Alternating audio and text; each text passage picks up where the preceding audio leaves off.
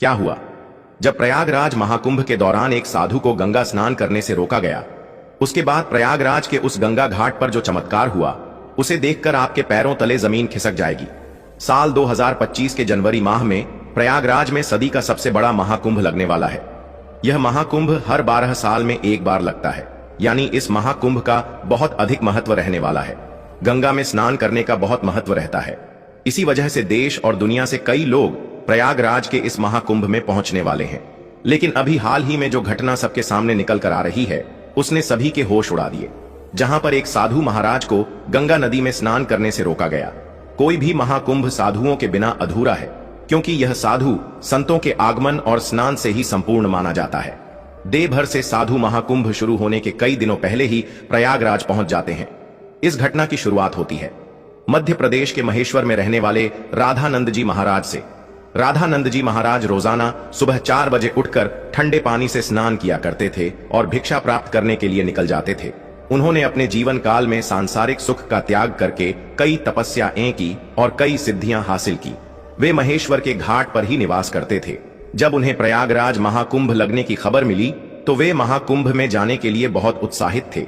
वे तकरीबन 1 माह पूर्व महाकुंभ में पहुंचना चाहते थे, क्योंकि वे वहीं पर 2 से 3 महीने बिताना चाहते थे। उनका ऐसा कहना था कि महाकुंभ वह पवित्र समय होता है जहां पर देवी देवता स्वयं उस स्थान पर मौजूद होते हैं। वहां पर तप करना, साधना करना, भगवान का ध्यान कर बहुत ज्यादा फलदायी होता है। अगले दिन सुबह राधानंद जी महाराज जब प्रयागराज पहुंचे तो सुबह के 8:30 बज रहे थे। सुबह 4 बजे उनका स्नान करने का दैनिक नियम था। उन्होंने सोचा, क्यों ना आज गंगा नदी का पवित्र स्नान किया जाए, और वे प्रयागराज के गंगा घाट पर पहुंच गए। उस स्थान पर गंगा नदी की सफाई का कार्य चल रहा था। राधानंद जी महाराज को यह देखकर बहुत खुशी हुई। जब उन्होंने अपने कपड़े उतारे और गंगा नदी में स्नान करने के लिए आगे बढ़े तो वहां पर खड़े कुछ नगर निगम के अधिकारियों ने उन्हें रोक दिया।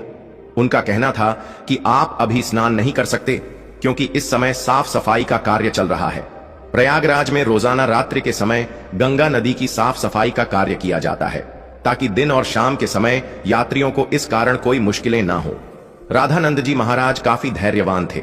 उन्होंने सफाई अधिकारियों को समझाया कि बात बहुत अच्छी है, लेकिन नित्य मेरा 4 बजे नहाने का नियम है, और आज अगर मैं प्रयागराज पहुंचा हूं तो मैं गंगा नदी में ही स्नान करूंगा, और मेरे एक अकेले के नहाने से ना तो तुम्हारी व्यवस्था बिगड़ेगी और ना ही मुझे कोई समस्या होगी। लेकिन वह अधिकारी अचानक से गुस्सा हो गया और उन साधु महाराज से कहने लगा कि आपको इसी समय क्यों नहाना है? अभी पूरा दिन पड़ा हुआ है। क्या यहां पर तुम्हें कोई इंसान नहाता हुआ दिख रहा है? क्या तुम्हारे अंदर इतनी शक्ति है कि तुम सुबह 4 बजे इतने ठंडे पानी से स्नान